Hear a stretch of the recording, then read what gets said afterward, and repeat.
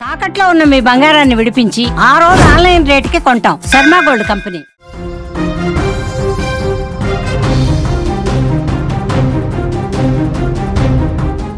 దేశంలోనే అతిపెద్ద విమాన ప్రమాదం.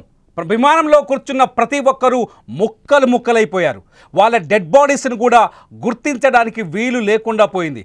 ఇప్పటికీ అక్కడ రెస్క్యూ ఆపరేషన్ కొనసాగుతోంది. కానీ ఇంత పెద్ద విమాన ప్రమాదంలో ఒక్కడు బతికాడు. ఆ ఒక్కడే ఇప్పుడు మీ స్క్రీన్ మీద కనిపిస్తున్నాడు. అతని పేరు రమేష్. ఈ ఒక్కడే బతికి బయటపడ్డాడు.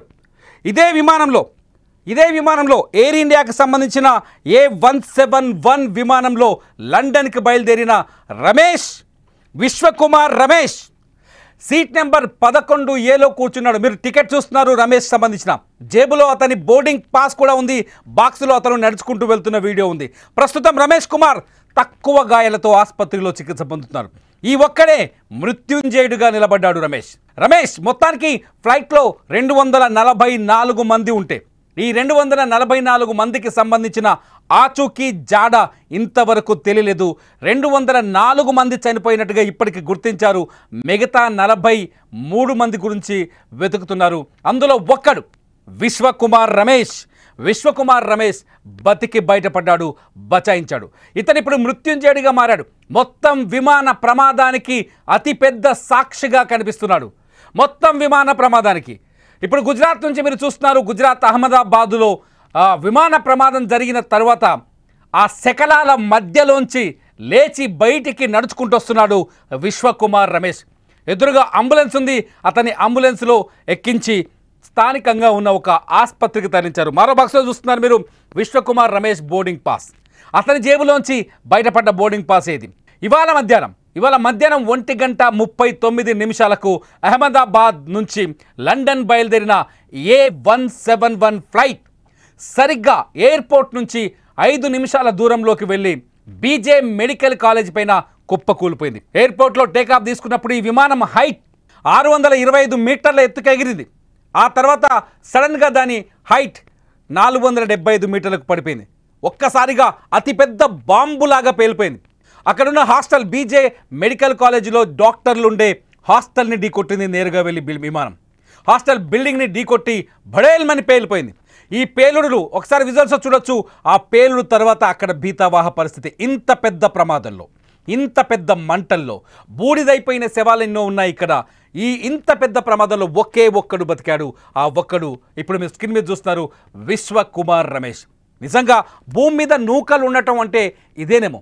ఇతనికి ఇంకా ఎన్ని రోజులు జీవించాలనే దేవుడు తలరాత రాశాడో చెప్పలేము. ఎందుకంటే నేరుగా మృత్యు వచ్చి కౌగిలించుకున్న ఆ మృత్యువు కౌగిలి నుంచి తప్పించుకొని నడుచుకుంటూ వస్తున్నాడు రమేష్ కుమార్.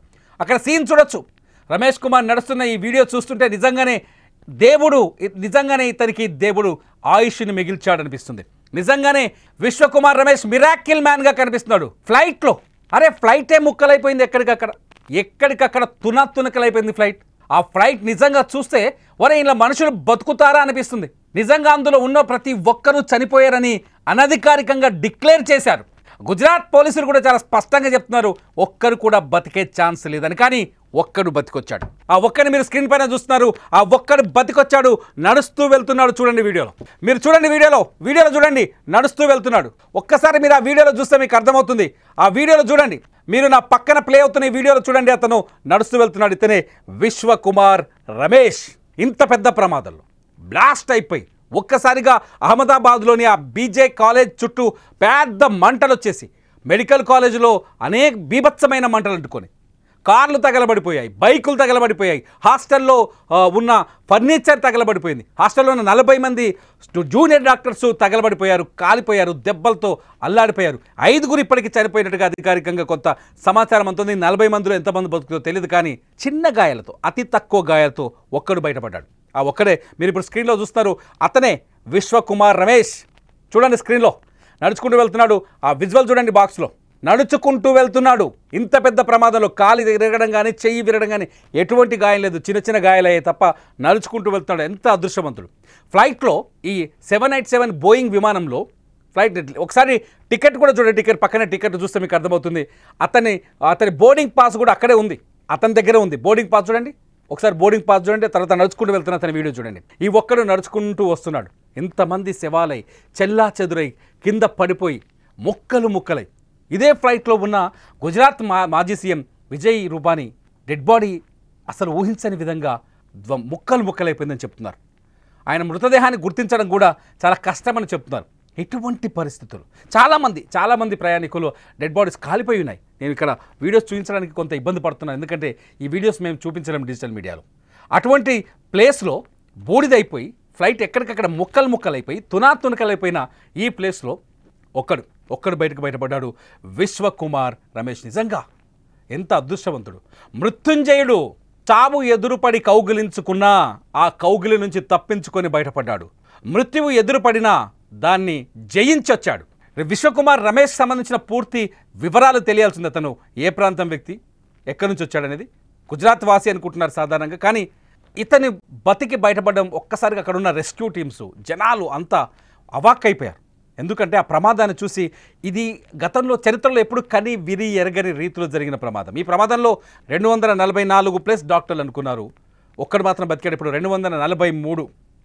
మొత్తం చనిపోయిన వారి సంఖ్య 204 అని తెలుస్తుంది. గాయపడ్డ వాళ్ళ లెక్క ఇంకా తెలియదు. అంటే మృతదేహాలు మిగతా వాళ్ళే గుర్తించాల్సి ఉంది. ఆల్మోస్ట్ ఆల్ పోలీసులు చెప్పిన దాని ప్రకారం చూస్తే అక్కడ సీన్ చూస్తే చాలా స్పష్టంగా అర్థమవుతుంది అందరూ చనిపోయారు. ఆ బాధని నిజంగా జీర్ణించుకోలేని బాధ. ఒక చోట 240 మృతదేహాలు, అవి కూడా ఎక్కడికక్కడ పడిపోయి ఉన్నాయి, చెల్లా చెదరైన. కొందరు తల అయితే ఇక్కడికి, నేను చూపిస్తాను కదా, ఇక్కడికి తల తెగబడిపోయింది, ఇక్కడ తెగబడిపోయింది. ఒక తల ఈ ప్రాంతం మాత్రమే కనిపిస్తోంది. కొన్ని డెడ్ బాడీస్ చూస్తే నిజంగా కన్నీళ్ళు వస్తున్నాయి. ఆ విజువల్ చూడాలంటే గుండె ధైర్యం సరిపోవట్లా.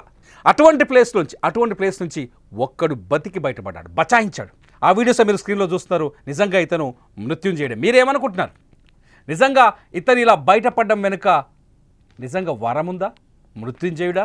అదృష్టవంతుడా? ఇతను ఏమనుకుంటున్నారు మీరు? కామెంట్ చేయండి వీడియో కింద. ఖచ్చితంగా మీ కామెంట్స్ పైన నేను ఖచ్చితంగా ఇంకో వీడియో చేస్తా, లైవ్ చేస్తూనే ఉంటా. గుజరాత్ విమాన ప్రమాదానికి సంబంధించిన లైవ్ అప్డేట్స్ కోసం Suman TV live and Suman TV digital లైవ్ని సబ్స్క్రైబ్ చేసుకోండి, ఫాలో అవ్వండి. ఎప్పటికప్పుడు నిజమైన సమాచారాన్ని అందుకోండి. చూస్తూనే ఉండండి సుమన్ టీవీ లైవ్.